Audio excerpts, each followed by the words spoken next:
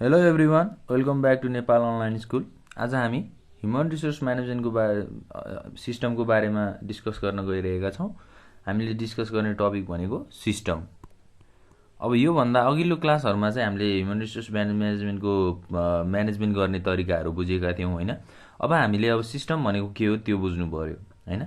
एचआरएमलाई चाहिँ एउटा सिस्टम भनिन्छ अर्गनाइजेसनको। पहिला सुरु चाहिँ सिस्टमको कन्सेप्ट बुझ्नु पर्यो। सिस्टम भनेको चाहिँ कुनै पनि an interrelated set of elements functioning as a whole होइन। सिस्टम भनेको चाहिँ के रहेछ त, एउटा इन्टररिलेटेड सेट अफ इलिमेन्ट्स जसले चाहिँ के गर्छ त, कुनै पनि अर्गनाइजेसनहरूको कामहरू फङ्सन गर्छ एज अ होल। अब सिस्टम भनेको चाहिँ assemblage or combination of different components पनि भनिन्छ होइन। सिस्टमलाई चाहिँ एउटा अर्गनाइजेसनको हर्ट अथवा अर्गनाइजेसनको मुटुको रूपमा पनि हामीले लिन सक्छौँ। If an organisation is regarded as a system होइन। अब अर्गनाइजेसन चाहिँ एउटा सिस्टममा नोन छ अथवा सिस्टममा चल्छ भने एचआरएम भनेको चाहिँ अब त्यसलाई एचआरएमलाई चाहिँ के भन्न सकिन्छ त, HRM is a subsystem of whole organisational system होइन। यदि अर्गनाइजेसन कुनै पनि संस्थाहरू सिस्टममा चल्छ भने एचआरएमलाई चाहिँ हामीले एउटा अर्गनाइजेसन सिस्टमको सब सिस्टमको रूपमा लिन सकिन्छ होइन, जसले चाहिँ त्यो अर्गनाइजेसनको होल बडीलाई फङ्सन गरिरहेको हुन्छ अथवा रन गराइरहेको हुन्छ। अब एचआरएमलाई चाहिँ हामीले HRM is a part of the whole organisation भनेर भनिसक्यौँ होइन। एचआरएम चाहिँ एउटा सिस्टम हो, एउटा अर्गनाइजेसनल स्ट्रक्चरको एउटा सिस्टम हो जसले चाहिँ एज अ होल काम गर्छ होइन। सबै अर्गनाइजेसनको सबै फङ्सन्सहरू अथवा सबै कामहरूलाई चाहिँ उसले ध्यानमा राखेर आफ्नो रेस्पोन्सिबिलिटी अथवा ड्युटिजहरू पुरा गरिरहेको हुन्छ। अब एचआरएम सिस्टमलाई चाहिँ डिफाइन गर्दा कसरी डिफाइन गर्न सकिन्छ त भन्दा, HRM system can be defined as an integrated approach होइन। एचआरएम सिस्टमलाई चाहिँ हामीले it is an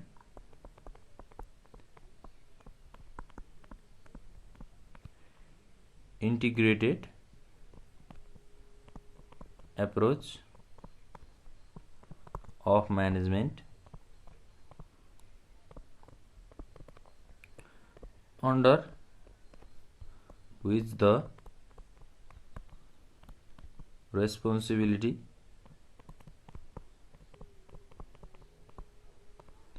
accountability components and results of HR activities के भनेको छ त, एचआरएम सिस्टमलाई चाहिँ हामीले it is an integrated approach of management होइन, under which the responsibility accountability components and results of HR activities are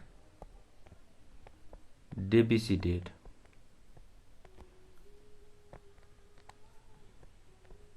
ल एचआर सिस्टमलाई चाहिँ हामीले एचआर सिस्टमलाई चाहिँ यो डेफिनेसन अनुसार चाहिँ बुझ्न सक्छौँ। अब एचआरएम सिस्टमलाई चाहिँ हामीले छोटो मिठो भाषामा चाहिँ के पनि भन्न सकिन्छ त भन्दा, it कम्प्राइजेस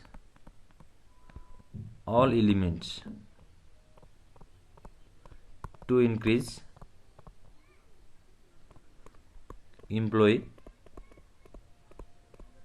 influence in the organization।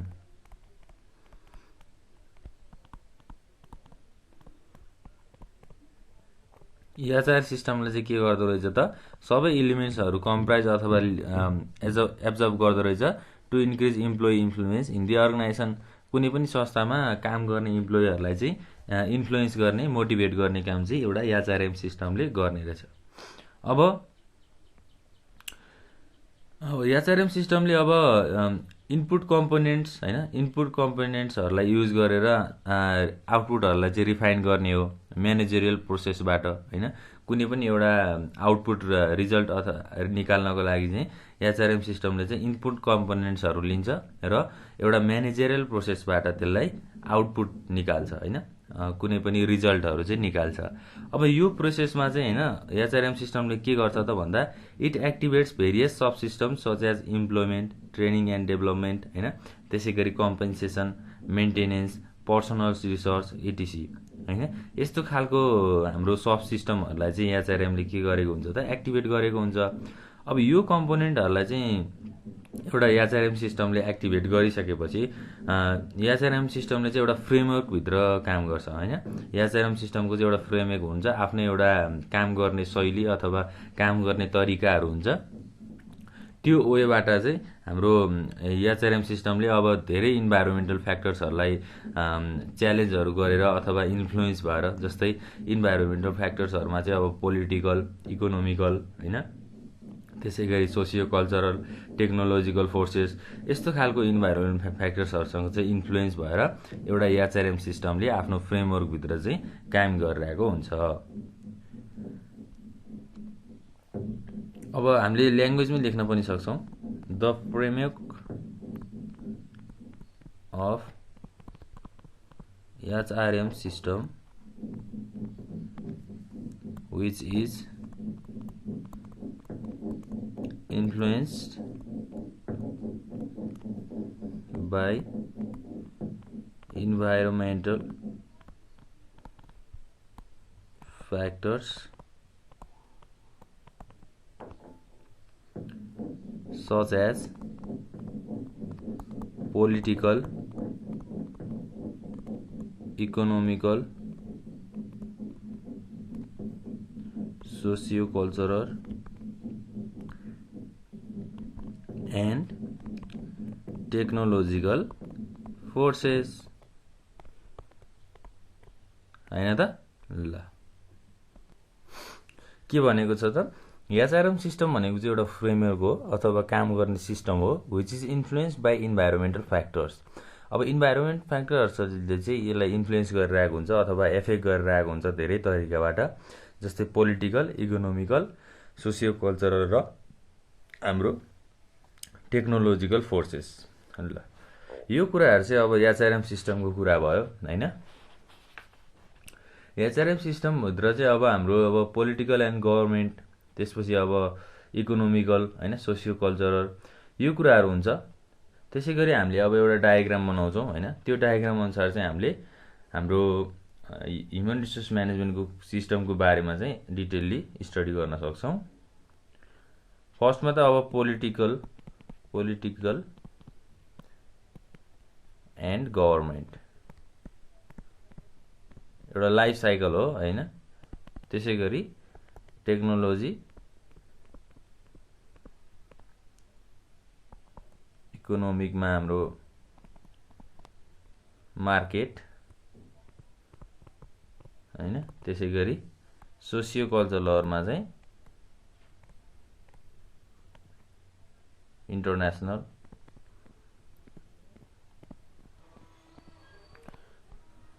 यो एउटा हाम्रो आउटर पार्ट भयो।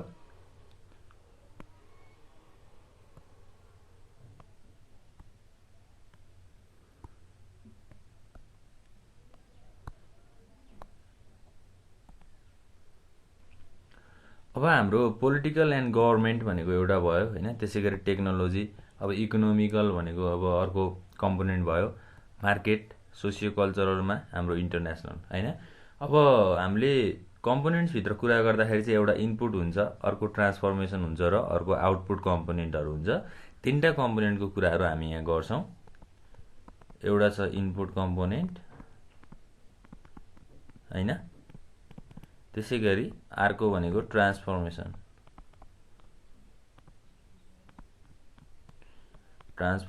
कम्पोनेन्ट र थर्डमा के छ त आउटपुट कम्पोनेन्ट्स। अब फर्स्टमा हामीले डिस्कस गर्ने भनेको इनपुट कम्पोनेन्ट्सको हो हैन। अब इनपुट कम्पोनेन्ट्स भनेको चाहिँ के कस्ता हुन्छन् हैन। अब कुनै पनि कामहरू गर्नको लागि अथवा कुनै पनि रिजल्टहरू ल्याउनको लागि हामीलाई के चाहिन्छ त इनपुट चाहिन्छ। इनपुट भनेको चाहिँ त्यस्तो खालको एलिमेन्ट हो विच आर प्राइमरी सोर्सेस हैन, primary resources for organisational output. कुनै पनि संस्थाको एउटा रिजल्ट अथवा एउटा आउटपुट निकाल्नको लागि चाहिने प्राइमरी रिसोर्सलाई चाहिँ हामीले के भन्दो रहेछौँ त इनपुट कम्पोनेन्ट भनेर भन्दो रहेछौँ।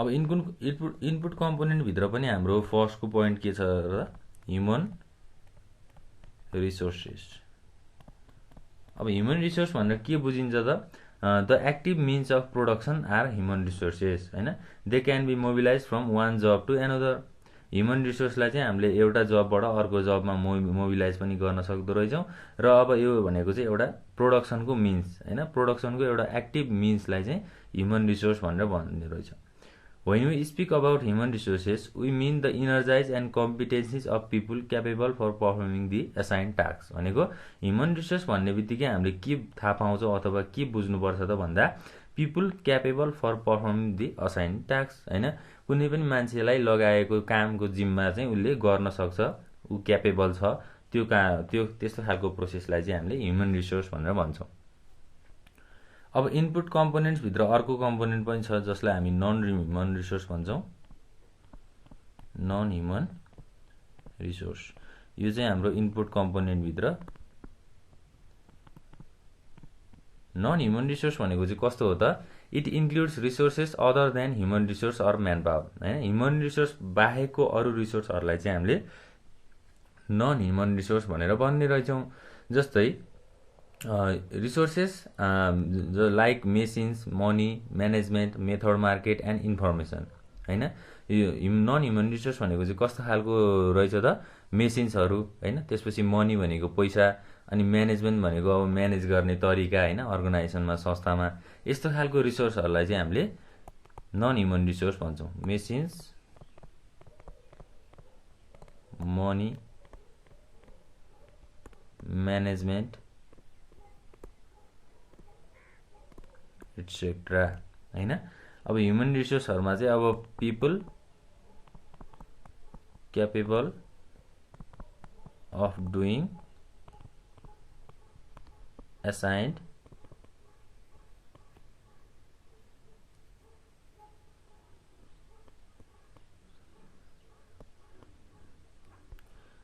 टास्क भनौँ न हैन एसाइन टास्क भनौँ अब नन ह्युमन रिसोर्सको बारेमा पनि डिस्कस त भयो हैन अब human and non human resource are utilise towards the achievement of organisational goals हैन अर्गनाइजेसनको गोल के हो अर्गनाइजेसनको अब्जेक्टिभ के हो त्यो अब्जेक्टिभ अनुसार चाहिँ ह्युमन र नन ह्युमन रिसोर्सलाई युटिलाइज गरिन्छ अथवा उनीहरुसँग कामहरु लगाइन्छ उनीहरुलाई काम लगाइन्छ towards the achievement of organisation goals through different managerial process through different managerial process भनेको चाहिँ अब म्यानेजरहरुले अब अथवा म्यानेजमेन्टमा हुने कामको हाम्रो फंक्सन्सहरु अथवा त्यसको प्रोसेसहरुलाई चाहिँ मेन्टेन गरेर हुने कामहरु यो भयो एउटा इनपुट कम्पोनेन्टको कुराहरु है त्यसैगरी अब 2 नम्बरमा हामीले के कुरा गरेका थियौं त ट्रान्सफर्मेसन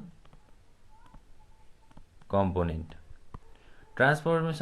भनेको अब यसलाई प्रोसेसिङ कम्पोनेन्ट पनि भन्न सकिन्छ हैन हाम्रो इनपुट आउटपुट भएपछि बिचमा के हुन्छ त प्रोसेसिङ हुन्छ अथवा ट्रान्सफर्मेसनहरु हुन्छ अब ट्रान्सफर्मेसन प्रोसेसमा चाहिँ के हुन्छ भन्दा it includes all the activities हैन यसले चाहिँ सबै खालको कामहरुलाई समेट्छ which are perform to achieve the desired level of output अब आउटपुटहरु कस्तो चाहिने हो रिजल्ट कस्तो चाहिने हो त्यो अनुसार चाहिँ हाम्रो ट्रान्सफर्मेसन कम्पोनेन्टले काम गरिरहेको हुन्छ जस्तै अब आउटपुटमा हामीलाई एउटा संस्था अथवा एउटा प्रोडक्सन हाउस छ त्यो प्रोडक्सन हाउसले चाहिँ आउटपुट हामीलाई लगभग 1000 केजी चाहिँ चामल हैन 1000 केजी राइस चाहिँ उत्पादन गर्नुपर्ने छ अब त्यो 1000 केजी राइस उत्पादन गर्नको लागि एउटा ट्रान्सफर्मेसन कम्पोनेन्टमा चाहिँ के हुन्छ त भन्दा उनीहरुले काम कसरी गर्ने हो हैन 1000 केजी चामल अथवा 1000 केजी राइस निकाल्नको लागि कस्तो खालको एक्टिभिटीजहरु परफर्म गर्नुपर्छ के खालको हाम्रो म्यान पावरहरु युज गर्नुपर्छ त्यो कुराहरुलाई एउटा डिफाइन गर्ने प्रोसेसलाई हामीले ट्रान्सफर्मेसन कम्पोनेन्ट पनि भनेर भन्छौं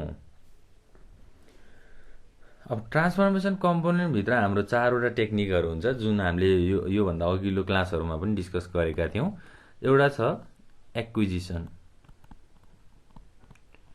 हैन त्यसैगरी सेकेन्डमा के थियो त डेभलपमेन्ट थर्डमा हाम्रो मोटिभेसन र फोर्थमा चाहिँ मेन्टेनेन्स यी 4 वटा टेक्निकहरुबाट चाहिँ ट्रान्सफर्मेसनको अथवा प्रोसेसिङको कन्सेप्टहरु अथवा कामहरु चाहिँ गर्न सकिन्छ एक्विजिसन भनेको के थियो त हाम्रो हैन पिपलहरुलाई चाहिँ सुइटेबल जब हैन उनीहरुको नलेज अनुसार उनीहरुलाई मोबिलाइज गर्ने उनीहरुलाई प्लेसमेन्ट गर्ने कामलाई चाहिँ एक्विजिसन भनिन्थ्यो त्यसैगरी डेभलपमेन्ट भनेको अब इम्प्लोइलाई ट्रेनिङहरू दिने, उनीहरूको स्किलहरू बढाउने, नलेजहरू बढाउने हैन, त्यही अनुसारको काम उनीहरूलाई लगाउने। त्यसैगरी अब उनीहरूको करियर डेभलपमेन्टको कुराहरू भयो। विकास, डेभलपमेन्टलाई विकास पनि भनिन्छ हैन। त्यसैगरी मोटिभेसन भनेको अब इन्फ्लुएन्स गर्ने हैन, इम्प्लोइजहरूलाई इन्स्पायर गर्ने, नयाँ नयाँ कामहरू गर्नको लागि जागरुकता गराउने हैन, रिवार्डहरू दिने उनीहरूलाई, त्यो कुराहरू भयो। त्यसैगरी अब मेन्टेनेन्समा चाहिँ अब के गर्नु पर्यो त, एउटा फेसिलिटिजहरू दिनु पर्यो इम्प्लोइलाई, उनीहरूलाई सेटिस्फ्याक्सन गर्नु पर्यो हैन। मेन्टेनेन्स भनेको त्यही नै हो, उनीहरूलाई एउटा काम गर्ने बेटर इन्भाइरोमेन्ट दिनु पर्यो र रिलेसन चाहिँ एकदम राम्रो हुनु पर्यो हैन। म्यानेजमेन्ट र इम्प्लोइहरू बिच चाहिँ रिलेसन राम्रो हुनु पर्यो। यो कुराहरू चाहिँ हाम्रो ट्रान्सफर्मेसन कम्पोनेन्ट्सभित्र आउँछ। हाम्रो इनपुट कम्पोनेन्ट र ट्रान्सफर कम्पोनेन्टको कुराहरू पनि भयो हैन। अब हामी जान्छौँ थर्डमा आउटपुट। अब आउटपुट कम्पोनेन्टभित्र के हुन्छ त, अब कस्तो खालको रिजल्टहरू निस्किएको छ हैन। त्यसपछि अब फाइनल प्रोडक्ट हैन, आउटपुट भनेको चाहिँ एउटा फाइनल प्रोडक्ट पनि भनेर भन्न सक्छौँ हामी, फाइनल प्रोडक्ट अर सर्भिसेस हैन। त्यसैगरी अब हामीले के गर्न सक्छौँ त भन्दा, अब म्यानेजरियल फङ्सन चाहिँ हाम्रो financial or non financial resources as inputs हैन। म्यानेजरियल फङ्सन हुनको लागि अथवा म्यानेजरियल कामहरू हुनको लागि हामीलाई फाइनेन्सियल र नन फाइनेन्सियल रिसोर्सेसहरू चाहिँ एज अ इनपुट चाहिन्छ हैन। अब आउटपुट कम्पोनेन्ट्सहरूमा चाहिँ के हुन्छ भन्दा, जस्तै हामीले फर्स्ट पोइन्टमा डिस्कस गर्दा चाहिँ क्वालिटी अफ वर्क लाइफ, एउटा आउटपुटको रिजल्ट चाहिँ के हो त, क्वालिटी अफ वर्क लाइफ भनेको हाम्रो relationship between employees and the total working environment of the organisation. कुनै पनि संस्थाको एउटा वर्किङ इन्भाइरोमेन्ट र इम्प्लोइहरू बिच हुने रिलेसनसिपलाई क्वालिटी अफ वर्क लाइफ भनेर हामीले डिफाइन गर्न सक्छौँ हैन। अब के हुन्छ त हैन, एउटा इम्प्लोइहरूलाई चाहिँ एउटा अर्गनाइजेसनमा काम गर्नको लागि उनीहरूलाई त्यो इन्भाइरोमेन्ट फिल हुनु पर्यो हैन। आफूले आफ्नो इन्भाइरोमेन्ट फिल गर्नु पर्यो, आफ्नो घर जसरी उनीहरूले काम गर्नु पर्यो। त्यो हुँदाखेरि उनीहरूको अब स्किल नलेजहरू उनीहरूले एक्सप्रेस गर्नलाई पनि सजिलो हुन्छ हैन। It makes employees participate in organisational process actively and efficiently.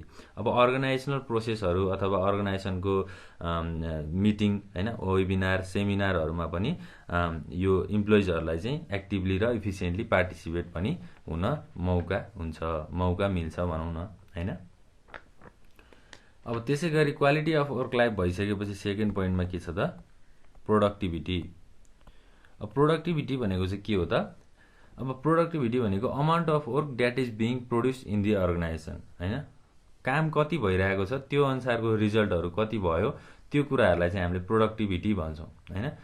अब जस्तै अब प्रोडक्टिभिटीलाई चाहिँ how much and how well भन्न सकिन्छ। कति अमाउन्टमा चाहिँ सामानहरू प्रोडक्सन भयो अथवा आउटपुट निस्कियो हैन, त्यो त्यसपछि अब कसरी भयो हैन। हाउ वेल भनेको कति छिटो तरिकामा भयो कि हैन, अथवा त्यसलाई फाइनेन्सियली पनि हेर्न सकिन्छ। यस्तो कुराको कन्सेप्टहरूलाई चाहिँ हामीले प्रोडक्टिभिटी भनेर भन्न सक्छौँ। प्रोडक्टिभिटी चाहिँ के कुरासँग कन्सर्न छ त भन्दा, relationship between organisational input and output. Input कस्तो थियो र आउटपुट कस्तो निस्किनु पर्ने थियो हैन, के भयो, त्यस्तो खालको रिसर्च गर्ने कुराहरूलाई अथवा त्यस्तो खालको कुरामा कन्सर्न हुने प्रोसेसलाई हामीले प्रोडक्टिभिटी भनेर भन्छौँ। त्यसै गरी अब थर्ड पोइन्टमा जाउँ। थर्ड पोइन्टमा के छ त भन्दा, इम्प्लोइ सेटिस्फ्याक्सन हैन। इम्प्लोइ सेटिस्फ्याक्सन भनेको के हो त, अब इम्प्लोइजहरू खुसी छन् कि छैनन्। आउटपुट निस्किएपछि एउटा एचआरएम सिस्टमले चाहिँ के गर्छ त, इम्प्लोइको एटिट्युड्स हैन, उनीहरूको जबप्रतिको एटिट्युड, उनीहरूको डिजायर, उनीहरूको इच्छा चाहना के कस्तो छ, त्यो कुराहरूलाई चाहिँ अब उसले रिसर्च गर्ने काम गर्छ हैन। इम्प्लोइहरू सेटिस्फाइड छन् कि छैनन्, आफूले दिएको 100% उनीहरूले दिनुपर्ने थियो कि थिएन हैन। त्यसपछि अब आउटपुट नराम्रो निस्क्यो भने एचआर सिस्टमले चाहिँ अब ह्युमन रिसोर्स म्यानेजमेन्टले चाहिँ उनीहरूलाई मोटिभेट गर्नु पर्यो हैन, अझै राम्रो आउटपुट निकाल्नको लागि। अब आउटपुट राम्रो निस्केको छ भने उनीहरूलाई रिवार्डहरू दिने हैन। त्यसै गरी उनीहरूलाई चाहिँ अब प्रमोसनको कुराहरू गरिदिने, यस्तो खालको कुराहरूले पनि इम्प्लोइलाई चाहिँ एउटा सेटिस्फ्याक्सन चाहिँ भइरहेको हुन्छ। ल अब आज हामीले डिस्कस गर्ने टपिक भनेको लगभग यति नै हो हैन। ह्युमन रिसोर्स म्यानेजमेन्ट सिस्टमको बारेमा हामीले यो दुईटा पोइन्टहरु याद गर्नु पर्यो। त्यसैगरी फ्रेमवर्क भनेको के हो यो बुझ्नु पर्यो हैन। फ्रेमवर्क भनेको एउटा काम गर्ने सिस्टम अथवा काम गर्ने तरिका भनौं, यो कुराहरुलाई चाहिँ हामीले पोइन्ट वाइज लेखेको कुराहरुलाई याद हुनु पर्यो र यो फिग डायग्रामलाई सकेसम्म बुझ्न खोजौं। अनि अब तीनटा इनपुट कम्पोनेन्ट, ट्रान्सफर्मेसन कम्पोनेन्ट र आउटपुट कम्पोनेन्टको कुराहरु त हामीले बुझि नै हाल्छौं। यति कुराहरु चाहिँ हामीले यो क्लासमा बुझ्नुपर्छ। अब नेक्स्ट क्लासमा हामीले डिस्कस गर्ने टपिक भनेको पर्सनल म्यानेजमेन्ट अथवा अब ह्युमन रिसोर्स म्यानेजमेन्टको चाहिँ डिफरेन्सेस के कस्ता छन् त्यो कुराहरु गर्छौं।